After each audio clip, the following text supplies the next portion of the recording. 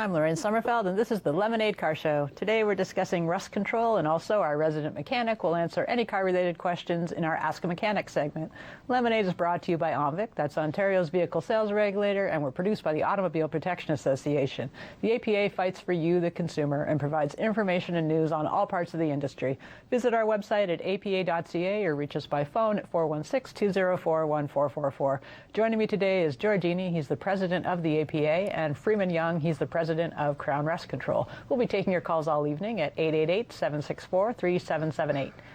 Freeman, it's great to have you back. We're glad to be back. It's like coming home. Rust might just be our sexiest topic, I swear, every time. All I can say is I could hear it in the parking lot when I come in. You could just hear those cars munching away. Munching away, yeah. It's kind of been not a bad year. It is a fantastic year for corrosion, Lorraine. Okay, tell me why. Okay, so have you ever seen so much variation in temperature? So everything gets frozen up, the salt and everything gets frozen right to the body. Now it heats up. It goes up to 11, 12, 14 degrees, and all that salt gets sucked into the metal and around the spot wells, and it actually becomes very, very active. And then it cools off again.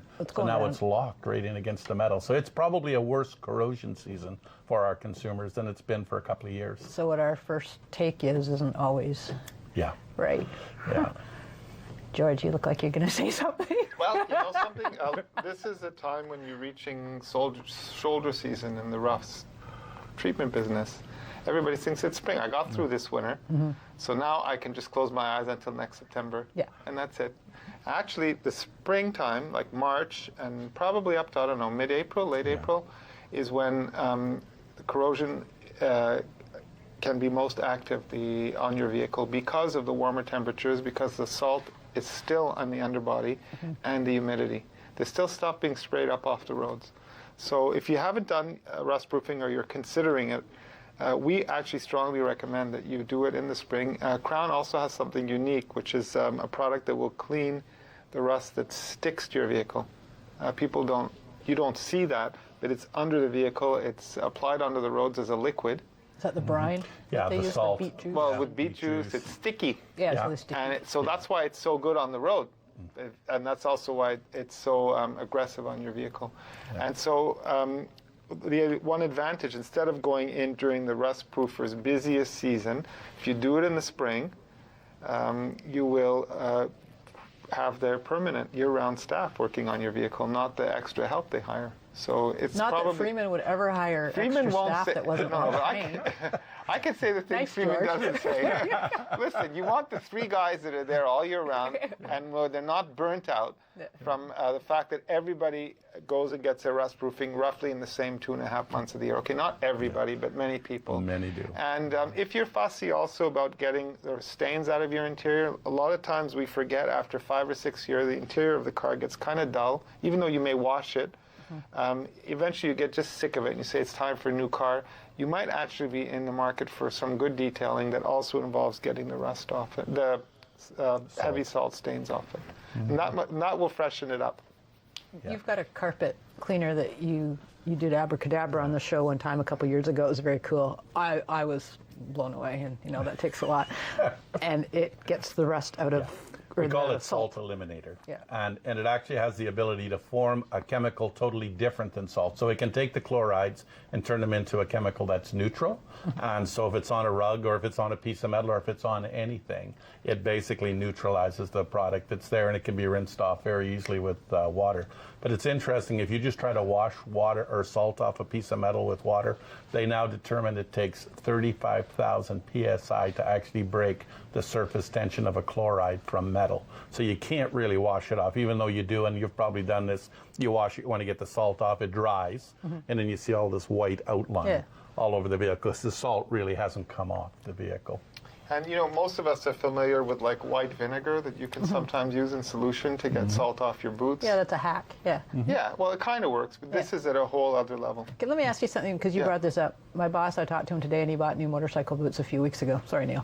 Yeah. And he got salt on them, and he called today. He goes, "Are they putting something different down?" He goes, "I cleaned it off with some vinegar and water." He goes, "It stripped the color out and destroyed the boots." Yeah, because he's getting a chemical reaction to the chloride that's on there with the vinegar, because you got a base and you've got an acid coming together. Is it a different salt? Because you said it's the first time it's ever happened. Magnesium chloride is probably, in the last 6 years, has started to be used in a liquid form. It's never been used in a granular form. So he's not crazy? So it is a different product, and if that's what's being used in his municipality, yeah, he'll definitely get a reaction to vinegar. Is not it a more nice aggressive? One. Definitely more aggressive, George. I'll tell you the upside of it. If you're a person who's worried about the environment, it doesn't do damage to grass like regular salt does.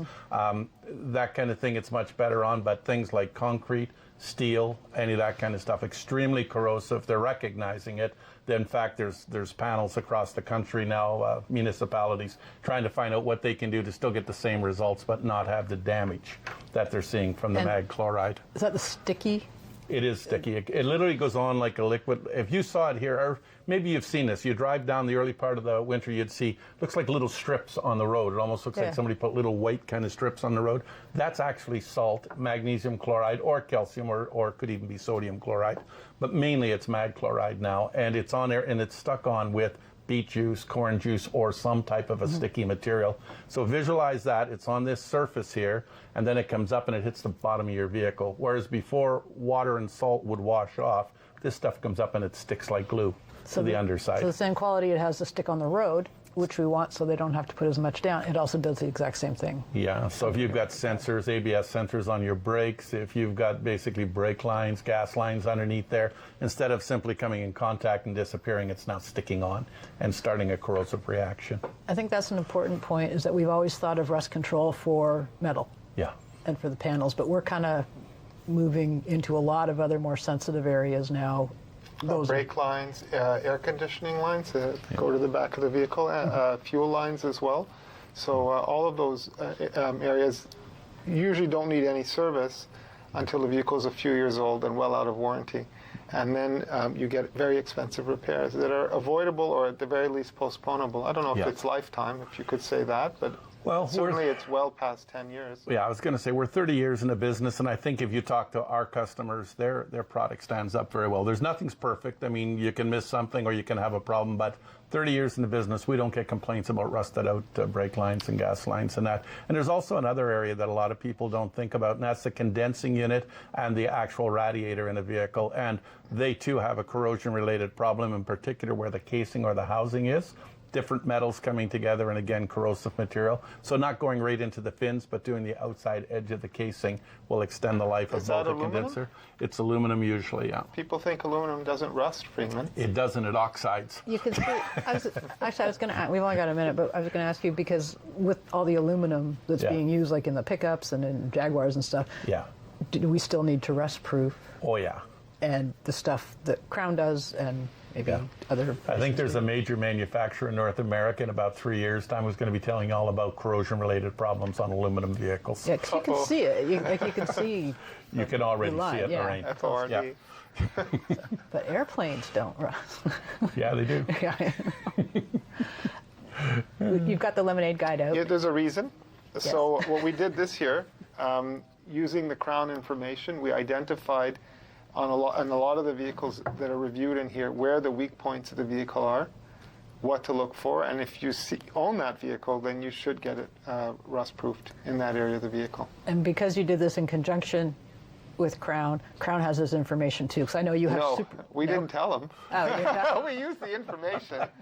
But what I will tell you is that if you call the association, for example, you're concerned, I mean, you're not going to buy the book for one page, most likely. You're a lousy salesman. I know, but realistically, we can at least check it for you, or most libraries order copies of this. So the latest version, the one with the blue cover, is the one that has the info. And so scattered in between the ratings and the reviews, under the reliability section, right at the end, we list what the trouble areas are to look for, and that you should probably get the Crown treatment on that area of the vehicle. Probably once you're in, you'll do the whole vehicle at that point. On the blueprints you have for every make and model, do you also have little asterisks beside? We have specific areas. For example, Chrysler half-ton trucks right now have a piece of foam that's 5 inches wide, both front fenders all the way down, glued to the side, and then caulked on the top.